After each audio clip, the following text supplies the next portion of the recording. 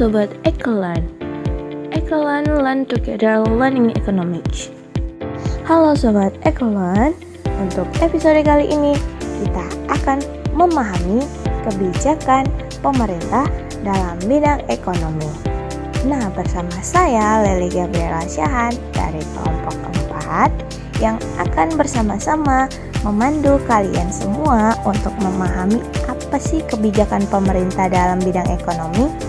Dan juga, apakah kalian tahu apa saja tantangan yang dihadapi pemerintah dalam bidang ekonomi dalam beberapa waktu ke depan?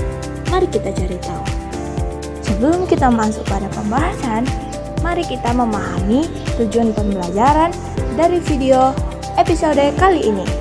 Tujuan pembelajaran yang pertama itu adalah setelah video ditampilkan, siswa dapat menjelaskan perbedaan antara ekonomi mikro dan ekonomi makro.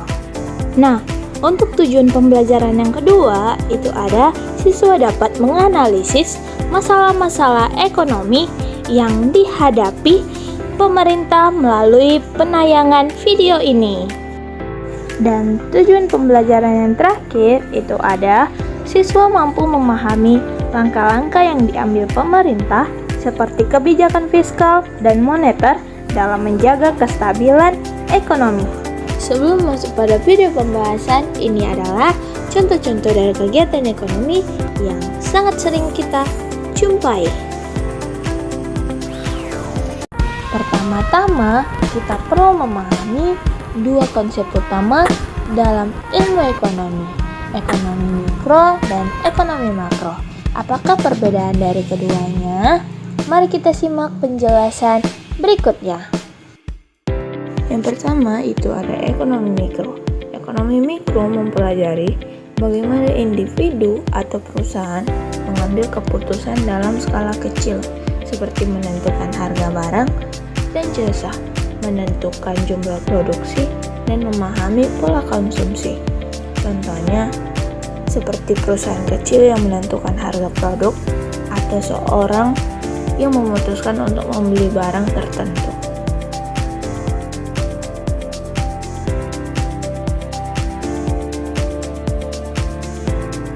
Nah, kita sudah mendengar dari penjelasan ekonomi mikro.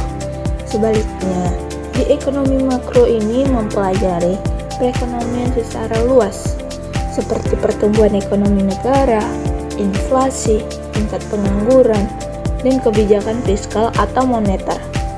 Fokus makro adalah memahami faktor-faktor yang mempengaruhi kondisi ekonomi secara keseluruhan. Untuk kita lebih mudah memahaminya, seperti sederhananya ekonomi mikro berfokus pada unit kecil seperti konsumen dan perusahaan, sedangkan ekonomi makro mencakup keseluruhan perekonomian negara. Kita sudah mendengarkan penjelasan tentang perbedaan ekonomi mikro dan ekonomi makro. Sekarang, coba jawab pertanyaan berikut. Apa contoh dari ekonomi mikro dan ekonomi makro? Kita telah mendengarkan penjelasan tentang perbedaan ekonomi mikro dan ekonomi makro. Nah, sekarang kita akan masuk pada statement masalah-masalah ekonomi yang dihadapi pemerintah. Pemerintah memiliki tanggung jawab besar dalam menjaga kestabilan ekonomi negara. Mari kita lihat beberapa tantangan utama yang dihadapi oleh pemerintah. Masalah yang pertama adalah inflasi, yaitu kenaikan harga barang dan jasa secara terus-menerus. Jika inflasi terlalu tinggi, daya beli masyarakat akan turun. Ini berarti masyarakat harus membayar lebih banyak untuk barang yang sama. Untuk mengendalikan inflasi, pemerintah biasanya menggunakan kebijakan moneter seperti kenaikan suku bunga atau mengatur jumlah uang yang beredar. Yang kedua adalah masalah pengangguran. Pengangguran adalah masalah lain yang sering dihadapi pemerintah. Ketika banyak orang yang tidak memiliki pekerjaan daya beli masyarakat menurun dan ekonomi bisa melemah. Pemerintah perlu mendorong lapangan kerja melalui kebijakan ekonomi yang mendukung pertumbuhan industri dan investasi. Masalah yang ketiga yang akan dihadapi pemerintah dalam kegiatan ekonomi itu adalah masalah kemiskinan dan ketimpangan ekonomi. Kemiskinan dan ketimpangan ekonomi juga menjadi tantangan besar. Ketimpangan ekonomi bisa terjadi ketika pendapatan tidak tersebar merata sehingga ada jurang besar antara orang kaya dan miskin. Dalam masalah ini juga pemerintah berupaya mengatasi melalui program bantuan sosial seperti subsidi dan pembangunan infrastruktur di daerah-daerah tertinggal. Kita telah mendengarkan penjelasan-penjelasan mengenai masalah-masalah utama yang akan dihadapi pemerintah dalam kegiatan ekonomi. Untuk mengasah pengetahuan kita lagi, mari kita menjawab soal mengapa penting bagi pemerintah untuk mengatasi pengangguran tersebut. Statement sebelumnya kita membahas tentang masalah-masalah yang akan dihadapi pemerintah. Nah, masalah-masalah tersebut menciptakan solusi yang akan dilakukan pemerintah, yaitu melalui kebijakan-kebijakan ekonomi yang dilakukan oleh pemerintah. Kita masuk pada statement ketiga, kebijakan ekonomi pemerintah. Pemerintah menggunakan berbagai kebijakan ekonomi untuk mengatasi masalah-masalah ini, seperti kebijakan fiskal dan kebijakan moneter. Kebijakan fiskal meliputi pengelolaan anggaran negara melalui pajak dan belanja negara. Nah, anggaran negara tersebut juga memiliki contoh seperti 1. Peningkatan belanja infrastruktur untuk mendorong lapangan pekerjaan. Contoh yang kedua, dia ada penurunan tarif pajak untuk merangsang konsumsi dan investasi. Setiap kebijakan memiliki tujuan, begitu pula dengan tujuan kebijakan fiskal. Tujuan kebijakan fiskal, 1. Dia meningkatkan pertumbuhan ekonomi. Kedua, mengurangi ketimpangan sosial.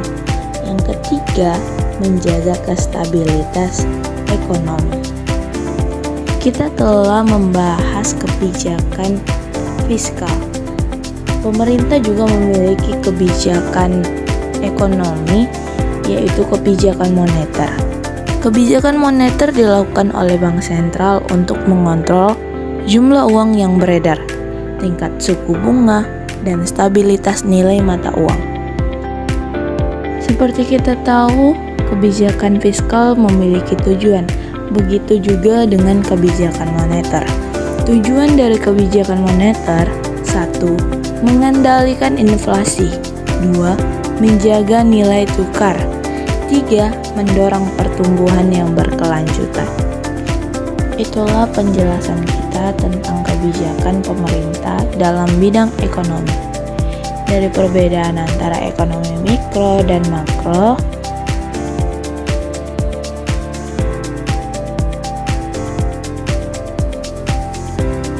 hingga masalah-masalah ekonomi yang dihadapi pemerintah, dimulai dari kesenjangan sosial, pengangguran, inflasi, bahkan sampai kemiskinan. Untuk mengatasi masalah-masalah ekonomi yang dihadapi pemerintah juga melakukan kebijakan untuk mengatasinya. Kita telah melihat bahwa peran pemerintah sangat penting untuk menjaga kestabilan ekonomi dan kesejahteraan masyarakat. Nah, Sobat Ekolan, kita telah sampai pada akhir dari episode kali ini. Sampai jumpa di episode selanjutnya.